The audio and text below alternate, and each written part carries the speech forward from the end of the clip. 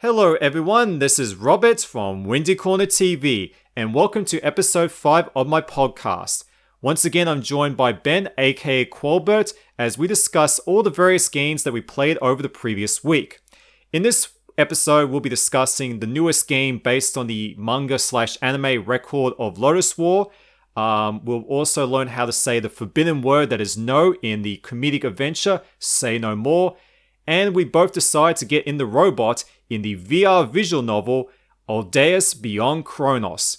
But I think we'll kick things off with Diablo 2 Resurrected, which recently got a demo / I guess technical alpha is what it's called. Is that correct, Ben? Yeah, so the technical alpha ran, it was last weekend. Basically, if you were interested in playing it, you had to sign up to a mailing list and you had a chance to win a code to join in on the alpha, which I did not win a code. But you might be wondering, oh hey, how did you actually play it then?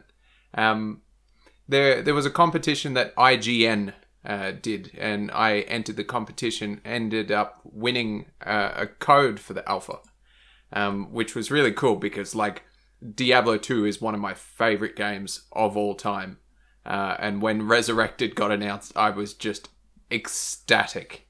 You should have seen him, his face, like it just like lit up. Yeah, it lit up like Deckard Cain lighting up on fire. So for me to get the chance to play it early, I was absolutely stoked. And this is a game that every single fan of Diablo 2 is going to want to play.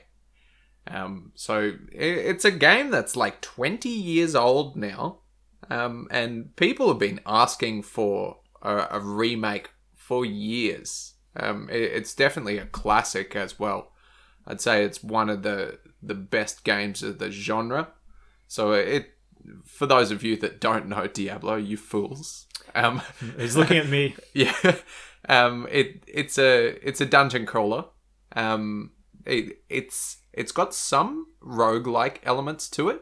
So the dungeons and the world are randomly generated when you start up your character.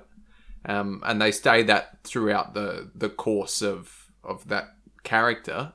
But each time you play a new campaign, the map will be different. You kind of journey through 5 different acts, because Resurrected also includes the expansion, which is Act 5, where you fight Baal at the end. And yeah, you can choose from 7 different class types? Yeah, 7 different classes. I usually play as Paladin, but for the alpha, it was only locked to using 3 of the 7 classes. So you could choose Amazon, you could choose Barbarian, or Sorceress. So it's like Dragon's Crown. Yeah, like I guess Dragon's Crown might have actually taken some inspiration from Diablo for its classes.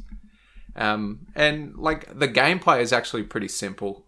You fight hordes of enemies, you fight bosses, you adventure through dungeons, collect a lot of rare items to power up your character. There's lots of different abilities for you to use as well.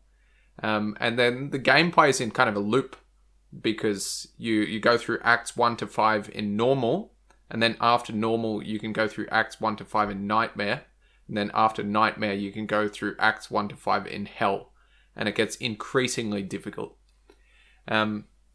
So the alpha, which was pretty limited, you got access to play it. I played from like 12 a.m. Saturday until I think it was like 3 a.m. on the Monday is when the access got cut off. Between you playing marathoning Rise, the Hamburg Game Conference, and now Diablo 2, how's your sleep cycle still in check? It's not in check. So I pretty much pulled an all-nighter on the first night because I was just so excited for this game. I could play Diablo 2 non-stop. It's just one of those games that I'll happily keep coming back to. And in fact, I had actually completed Diablo 2 again only a few months earlier. So it was still very fresh in my mind. And when I booted up Resurrected, it felt so familiar. Like, they have changed very little with the game, which is interesting. The gameplay itself is almost completely untouched, and I think that's a good thing because fans of Diablo 2 will not want them messing with that formula. If it's not broke, there's no need to change it. However, what they have improved, obviously, is the graphics. I mean, it's a 20-year-old game. It has aged well. Like, it still looks pretty good. But originally, I think it ran at 600 by 400. It'll be 800 by 600. Yeah, 800 by 600. That was the expansion resolution. Prior to that, it ran at an even lower resolution. 480 by 640. That would be VGA. Yes. Yeah. So when you're playing that on a modern screen, it doesn't look great when it's blowing up. But now they've completely remade the graphics. It's all in 3D. It's got beautiful lighting. And it still manages to keep that dark gothic aesthetic that Diablo 2 is really well known for. So I think people are going to enjoy that because the game feels modernized, but it keeps all of those classic elements of Diablo 2 that people love. So the alpha was only the first 2 acts. So that's where you're playing through, it's the rogue encampment, which is like a sort of dark foresty area. And then you fight Andariel at the end, who's like a big poisonous demon. And then it was Act 2, which is Lut Gholein. It's like quite a sprawling desert area. And then you fight Duriel at the end. And Duriel is arguably the worst boss in the entire game. Like, he's so difficult. And that has not changed at all. Like, he's still punishing. I'm pretty good at Diablo, I would say. Like, I've finished the game so many times. And I chose Barbarian, who's a pretty tanky character. Like, he can take a lot of hits. And I died against Duriel 4 times, which is sad because this is on normal mode. But yeah, it's still a challenge. And I think it's a good thing that they haven't dumbed it down. But you said there was an assistant mode and you were right up. It was accessibility options. Oh, sorry, my mistake. Sorry. No, that's all right. So there's a few accessibility changes, like people with poor vision. So if you've got low vision, I haven't tried it, but I imagine it'll probably make the text a lot more visible because a lot of the text in the original game is quite small. And then there's like a colorblind mode. And then one of the most useful functions in the game is an auto-collect gold. So you used to have to click on every single bit of gold that an enemy dropped to pick it up. And it was really frustrating because they drop 50 separate piles of gold. That's one of my pet peeves with all the games is how they scatter collectibles all over the place. Like, if you ever played Blue Stinger on the Dreamcast, when you kill enemies, they explode into pennies and you got to pick them all up. Yeah, and that's frustrating. Like, it's kind of unnecessary as well. So now with the auto-collect, you just walk over it and it picks it up. It's a lot better. Nice. Anything else you want to add to the alpha? Impressions? Like, not really. If you've played Diablo 2, you know exactly what's in store. They're also going to be redoing the cutscenes completely. In the alpha, they just had the old cutscenes and said there was this is a placeholder only over the top of them. Even though it's currently still only an alpha, Diablo 2 Resurrected is incredibly polished and plays just how you would imagine. So I have to admit, I'm not a Diablo fan. I've never played any of the games. In fact, if you didn't provide me with footage, which you should be seeing right now, I was going to take clips from Gran Turismo, me driving the Lamborghini Diablo. Don't you dare. Yeah. I honestly can't imagine not playing Diablo. Like, it's been so influential on me. I played so much of it as a kid.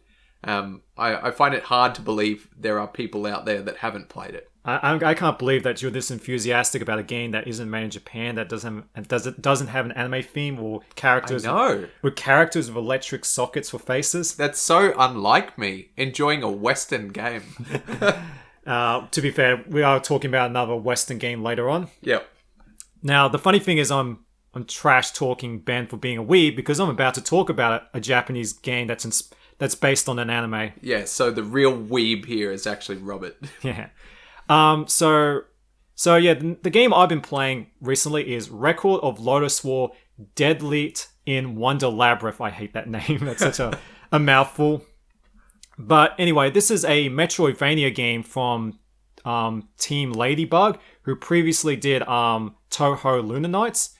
And this is based on the IP Record of Lodoss War, which is a interesting franchise with a very long history. So originally began life as a Dungeons and Dragons replay before it became a multimedia franchise that spawned manga, anime, novels, and of course, video games. There's been quite a few video games, but with the exception of this one, the only other one that came out in English was one on the Dreamcast, which looks exactly like Diablo. Oh, cool. So I think Ben might actually be interested in that. I should check it out. But this game is a Metroidvania game, and it's blatantly obvious they have copied Symphony of the Night. I mean, I was showing footage to Ben, he was like, yeah, that reminds me of Symphony of the Night. That's a good thing, though, because Symphony of the Night is brilliant. Yeah, so if you're going to copy a game, you may as well go for the best. But, and that's necessarily not a bad thing. Now, like, this doesn't really do anything revolutionary for the Metroidvania genre. But what it does is extremely well. You know, it's very, very polished. So, like, the controls are extremely tight. The animation, the graphics are amazing. The sprite work is beautiful. And the music is also equally amazing. And I think, you know, I've seen a lot of people complaining about this game because, you know, it's not as hard as some other Metroidvania games. The map is pretty small. There isn't a lot of exploration. But I think this is going to appeal to a lot of people who want a shorter, linear experience, you know, because you can beat this game in like 4 or 5 hours compared to Hollow Knight, which is like a 15-hour epic. But I should probably talk a bit more about the mechanics. So yeah, you got a basic sword attack, a bow and arrow attack. You collect, you know, new weapons with, you know, different levels of speed and attack strength. You also have a jump button. A dodge mechanic. There's also a magic attack, so you can unlock various magic attacks throughout the game. But the unique ability is the spirit system. So you switch between a wind and fire spirit, and this comes into play with the combat and the platforming and puzzle solving. So throughout the game, you'll face enemies that are weak against fire and some enemies that are weak to wind, or some enemies where fire has no effect on them. And when you're doing platforming and puzzle solving, the wind's ability can be used to make your character hover and float around, and the fire ability allows you to walk on lava. And there's also, so it's kind of like Ikaruga in a sense, where you're constantly switching between wind and fire. Like in Ikaruga, you had to switch between, was it black and white? Yeah, it's like dark and light. Yeah, so it's exactly like that. So you kind of get into that sort of rhythm, which is where the game distinguished itself from other Metroidvania games. Do you need to see the anime? No, you really don't. It's very light on story.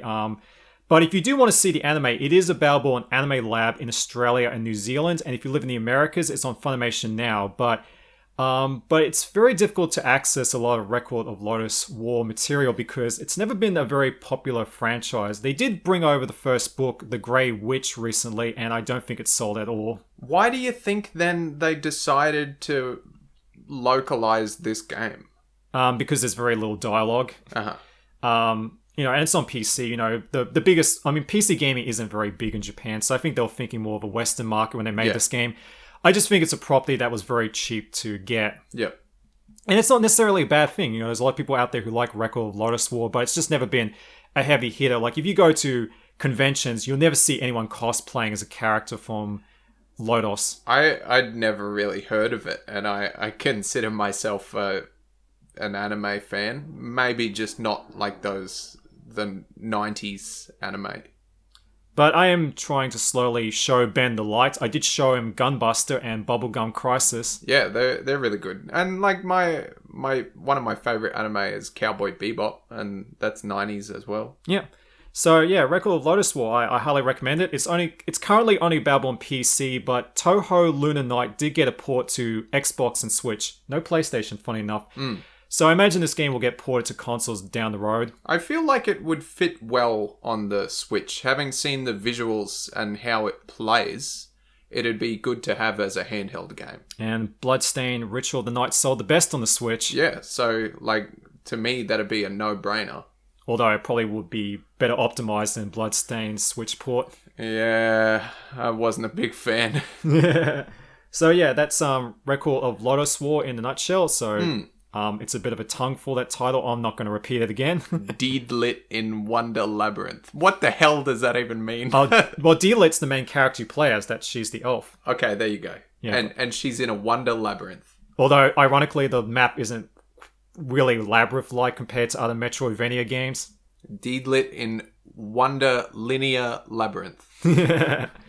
Alright, so the next game we've both been playing is Altdeus Beyond Chronos. Now, I haven't finished the game yet. I've only spent a couple of hours with it, so I'm going to let Ben take the wheel of this Lamborghini Diablo.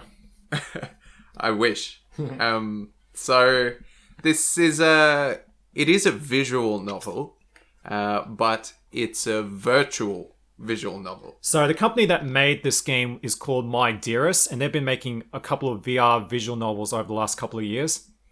I'd never even come across a VR visual novel prior to this, and just a disclaimer, I did get a review code for this one. I should mention, I got a review code for Record of Lodoss War and Altdeus as well. Yeah. So I played it on the PSVR. Robert did not. You played it on your Quest? Okay, so this game was originally released on the Quest 2 back in December. It got ported to PC. Now, I've been playing on PC with a Quest 2, ironically, because you can use Oculus Link to play Steam VR games with a Quest 2 if you get a USB cable. And it recently got ported to PS4 VR, which is where Ben played it. Yeah. So it's a very simple game, as most visual novels tend to be. Not much gameplay. It's basically an interactive story. So you make choices throughout the game that affect what happens to the plot. And then throughout the game, there's various sequences where you pilot a mech, and you have to fight against these monsters that are basically invading the planet. And I really can't talk about the story too much without spoiling it a lot. It's got a very anime style to it. You said you'd compare it to Macross. Yeah, because you have this idol that kind of sings along to enhance morale, which is very much similar to Macross. Yeah. And ironically, Macross can now be released in the West in full now because they recently sorted the legal dispute that was holding it back. Yeah. So I've not watched Macross. You should watch Macross Plus because Bryan Cranston plays the main character. Oh, that's really cool. English dub, I imagine. Yeah. I don't imagine Bryan Cranston talking Japanese. Although, having said that, Macross Plus actually did have 2 English dubs for episode 4. The Japanese got an exclusive English dub that has David Hayter playing Brian's role. Oh, hell yeah. Okay, back on topic. Sorry, I lost my train of thought thinking about Bryan Cranston talking Japanese. It's just a very amusing image. I really did enjoy Altdeus. So I think it took me about 20 hours to finish, which to me that's a pretty lengthy VR game. The PSVR version, obviously, it's somewhat limited by the headset itself. Yeah, because it's 1080p. Yeah, so the visuals aren't quite as clear and crisp as the images Robert showed me of his footage that he recorded. On the PC? Yeah.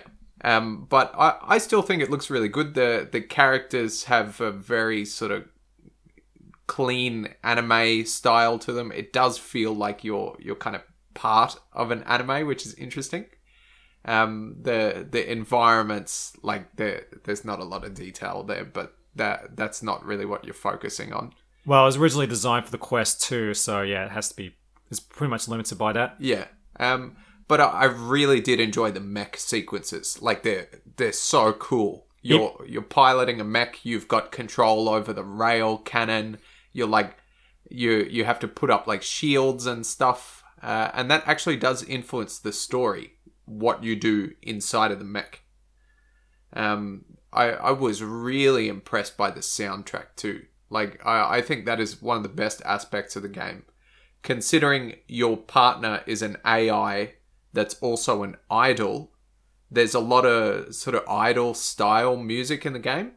And I don't think Robert's gotten up to the point yet, but there are 360-degree idol concerts in the game. Are they interactive?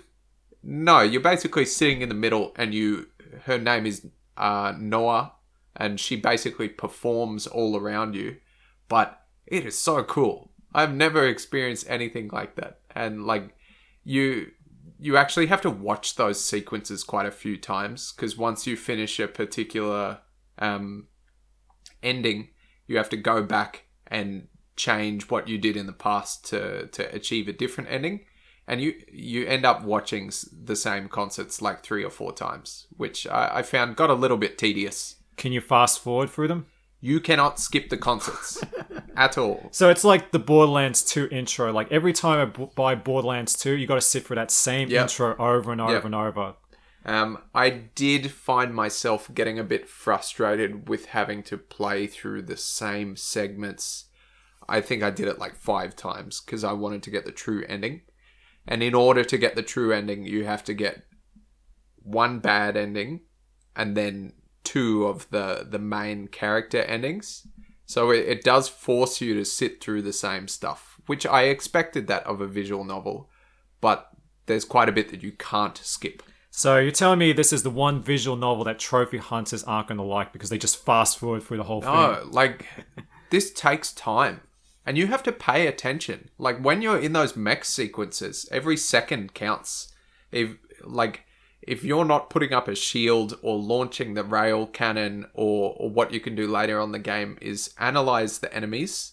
If you don't do that at the right time, you have to go all the way back to the start. Yeah.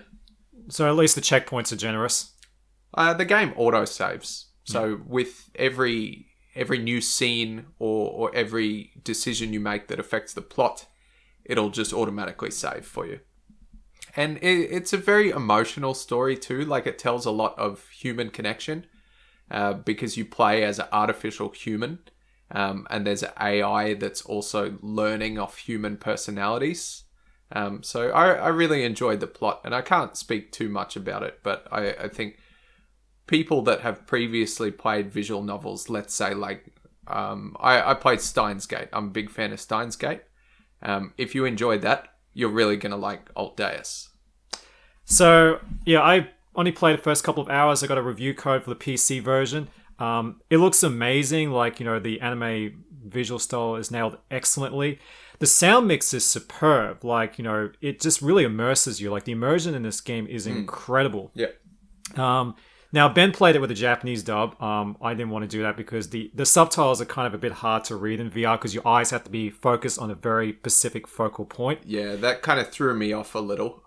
So I played it with the English dub. Now, the English dub is fascinating because they've used a lot of relatively unknown actors. They haven't used like the traditional set of actors you usually hear from like Bang Zoom or Funimation. They've recruited a bunch of actors whose their resumes consist of playing extras in Hollywood films. Yeah.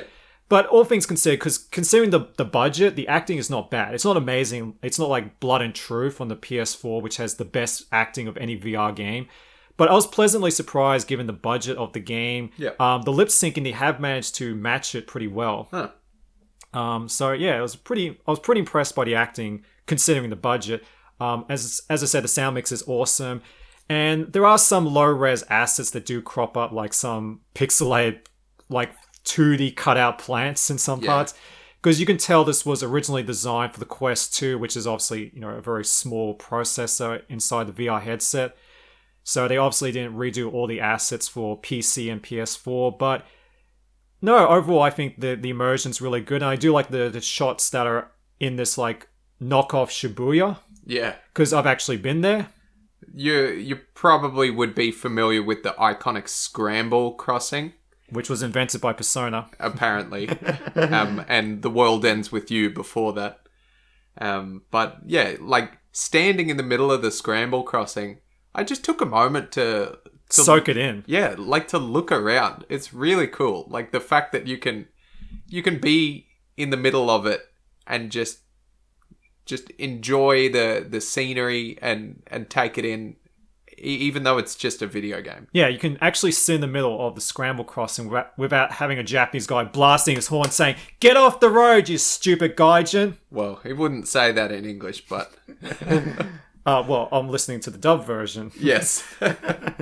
But, yeah, so that was pretty cool. That was my favorite scene, no doubt. Like, it just... As weird as it is, like, it's just because I've actually been there. Yeah. Well, Robert's favourite scene might change once he plays the Idol concerts. Yeah, because I'm a bit of a Macross fan. They are really cool. Yeah. So, the final game that we've both been playing, we both got a review code. I got the PC version, Ben got the Switch version. Yep. Is Say No More. Say No More. Wink, wink, wink. Nudge, nudge, nudge. Say No More. But Say No More. It's not just Say No More. It's Say No More. It's stylized. I really like that. So, it's say no with the exclamation mark and then more. So the premise of this game is you play as an intern at a new office building, and you lack the Herculean strength, the will, the conviction to say the word no. You have your friends, your co-workers constantly walking over you because you just can't say no to them. They even steal your lunchbox. How rude is that? I know, that's really rude. But then you come across some forbidden dogma, a cassette tape that teaches the forbidden word, no. And it's quite interesting. I really like the cassette tape because it's got the spirit of what looks like Hulk Hogan in it. I referred to him as Hulk Nogan. Nice. But like, this is such a cool game. I don't think you would have played anything like it before. So it's a short experience. It's 90 minutes long. Yeah, short, snappy, fun. So much funny dialogue and humor packed into that 90 minutes. And the gameplay is just something else. Like, you could almost finish the entire game just by pressing a single button. Oh, sometimes you have to do a charge no to knock down some walls and stuff. So the mechanics in the game involves there's the D-pad. You can switch between 4 different variations of no, like a lazy no, a hot no, or a cold no. The analog stick can be used to power up your charge meter by doing laughing, clapping, or going like making fun of your co-workers, essentially. And you need that charge meter to be full for doing a charge no for taking down, walls or structures or CEOs. Yep, and the CEOs are your bosses, are the boss fights. Yeah, literally. So yeah, it's kind of like playing, I guess, an adventure game entirely on rails because that's what it's like, really. Yeah, like technically, if you were to classify this under a genre, it's a rail shooter. Yeah, it is. Yeah, just replace the guns with no. So the visual style is pretty cool. It's got like that low polygon look like early 3D games from the 90s, but it's pretty obvious the developers were inspired by Katamari Damacy. Yeah, like the colors are so vibrant, and the animations are exaggerated and over the top. Like, I forgot I was playing an indie developed game because there were parts where I just felt like it looked like Katamari. Yeah. Yeah, it's fully voiced. The voice acting and writing is top notch. Oh, like I was really impressed by the voice acting, honestly. The delivery of some of the lines and like the comedic timing that you get even just from the NPCs in the game.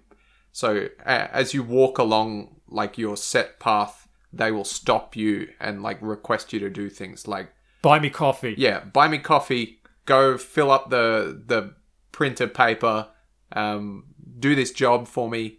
And sometimes they'll go off on like a little bit of a tangent. If you just stop and let them talk, you'll hear all this sort of strange and interesting dialogue. And like the voice acting is so well done.